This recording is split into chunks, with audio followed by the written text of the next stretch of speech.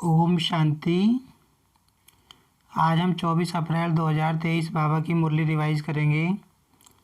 आज की मुरली का सार है, मीठे बच्चे अपने दिल से पूछो, हम ज्ञान की खुशबू फैलाने वाले खुशबूदार फूल बने हैं, सदा अच्छी खुशबू फैलाते रहो।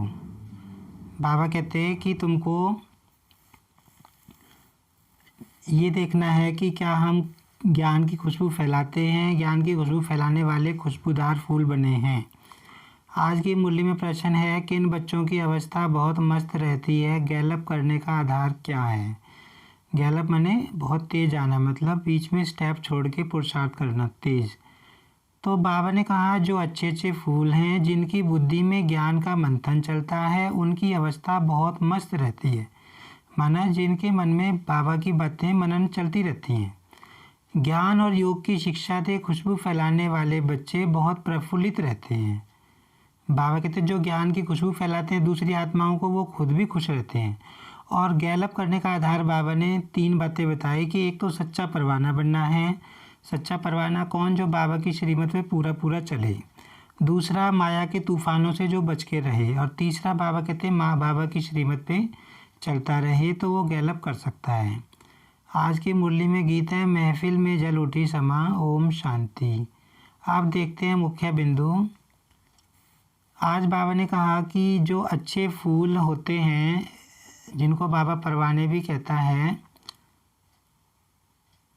वो अच्छी खुशबू फैलाते हैं, माना वो ज्ञान फैलाते हैं, वो अपने जैसे फूल बनाते हैं, दूसरी आत्माओं को ज्ञान दे रहा फैला के। बाबा कहते हैं फूल नहीं बनाएंगे, कम से कम कली तो ज़रूर बनाएंगे। तो फिर बाबा कहते हैं कि ऐसी आत्मा हमेशा खुश रहती है और औरों को आप समान बनाने की मेहनत करती रहती है। बाबा ने आज बताया कि जो साधु सन्यासी हैं वो मुक्ति के लिए साधना करते हैं और क्या सोचते हैं कि हम ज्योति ज्योत समा जाएंगे, लेकिन बाबा कहते हैं ऐसा नहीं होता। ज्योति ज्योत आत्मा नहीं समाती, या ज्योति अगर आत्मा में ज्योति ज्योत में समागी, मतलब ज्योति परम आत्मा में समागी, तो उसका अस्तित्व खत्म हो जाएगा, फिर तो आत्मा अजर अमर अविनाशी नहीं रह पाएगी। बाबा कहते हैं ऐसा नहीं होता।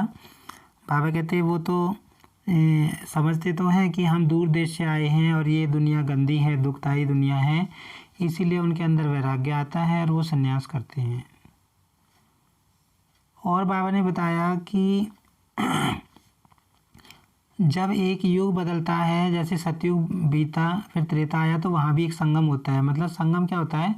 एक युग जा रहा है, एक युग आ रहा है, उसका बीच का संगम। तो ऐसे बाबा कहते हैं कि बाकी जो संगम होते हैं वहाँ तो युग परिवर्तन होता है, लेकिन जो कलयुग के बाद संगम आता है, जो इस समय चल रहा है, इस कलयुग के अंत के बाद फिर सतयुग आता है, इसके भी ये जो संगम युग है, इस पर बाबा कहते हैं कल्प परिवर्तन होता है, कल्प बदलता है। और इसी संगम युग में जब पूरी सब आत्माएं तमो प्रधान बन जाती हैं, तब जब मैं परमात्मा धरती पर आता हूँ, बाबा कहते हैं।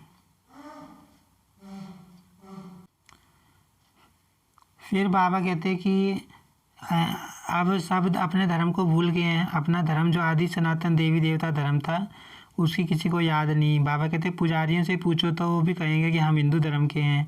फिर बाबा कहते हैं उनको कहो तुम पूजा किसकी करते हो। तो बाबा कहते हैं जब सब भूल जाते हैं अपने धर्म को, आदि सनातन देवी देवता धर्म को, तब मैं आता हूँ और आदि सनातन देवी देवता धर्म की स्थापना करता हूँ।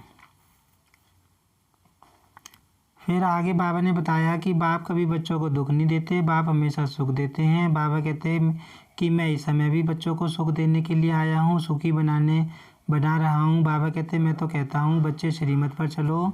अगर बच्चे श्रीमत पर न चल आसुरी मत पर चलते हैं तो खुद ही अपने कर्मों के हिसाब से दुख भोगते हैं, बाकी बाबा किसी को दुख नहीं देते।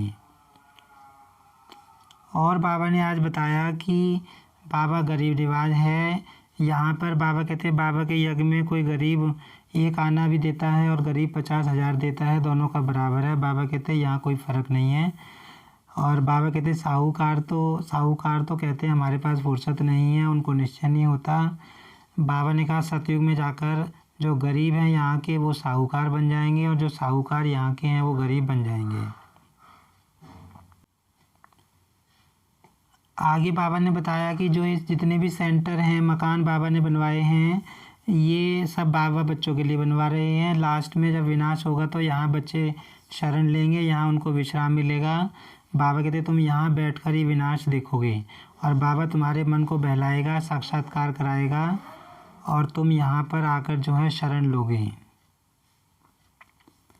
आगे बाबा ने बताया कि तुम्हें आत्मा की प्रैक्टिस पक्की करनी है। जब भी किसी को ज्ञान सुनाओ तो ये सोचो कि मैं अपने आत्मा भाई को ज्ञान सुना रही हूँ। बाबा कहते जब तुम्हारी देही अभिमानी स्थिति होगी तभी दूसरों को टचिंग होगी और उसके अंदर धारणा होगी। बाबा कहते जब तक तुम्हारी आत्मा समझने की प्रैक्टिस पक्की नहीं होगी तो तुम दूसरों को ज्ञान सुनाओगे तो उसको ज्ञान लगेगा नहीं, टच नहीं होगा।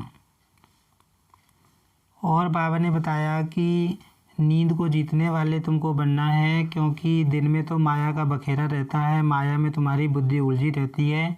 इसीलिए सवेरे सवेरे उठकर तुम्हें विचार सागर मंथन करना है, बाबा से योग लगाना है, क्योंकि सवेरे वायुमंडल अच्छा होता है। बाबा कहते हैं कि विश्व का मालिक बनना है तो थोड़ी सी मेहनत तो करनी पड़ेगी। आज की मुरली में धारणा के लिए सार है, देही अभिमानी बनने की मेहनत करनी है। हम आत्मा भाई से बात करता हूँ, आत्मा बोलती है, आत्मा इन ऑर्गन्स से सुनती है, यह अभ्यास करना है। बाबा ने आज बताया कि आत्मा समझने की प्रैक्टिस करनी है। किसी को ज्ञान दो तो ये समझ के दो कि मैं आत्मा भाई को ज्ञान दे रहा हूँ। और ऊंच गति के लिए पावन निर्विकारी बनना है, जीते जी मरकर पूरा परवाना बनना है, माना एक्यूरेट बाबा की श्रीमत पर चलना है। फिर बाबा ने वरदान दिया आज की मुरली में, एक हिम्मत की विशेषता द्वारा सर्व का सहयोग प्राप्त कर आगे बढ़ने वाले विशेष आत्मा भव। तो बाबा ने कहा कि जो बच्चे हिम्मत रखकर निर्भय होकर आगे बढ़ते हैं उन्हें हमेशा बाबा की मदद मिलती है। मतलब हिम्मत रखते हैं, बाबा कहते हैं तुम्हें हिम्मत रखनी है तब बाबा की मदद मिलेगी। तो हिम्मत की विशेषता से बाबा कहते तुम्हें सर्व का सहयोग मिल जाता है। और इस एक विशेषता से बाबा कहते तुम्हारे अंदर दूसरी विशेषताएं भी आ जाएंगी। इसीलिए बाबा कहते तुम एक कदम आगे रखो तो तुम अनेक कदमों के सहयोग के अधिकारी बन जाओगे। और इसी विशेषता का बाबा कहते तुम औरों को दान भी देते रहो, वरदान भी देते रहो, सेवा में लगाओ तो तुम विशेष आत्मा बन जाओगे। आज की मुरली से हम सम्मान लेंगे, मैं हिम्मतवान और निर्भय आत्मा हूँ। ओम शांति।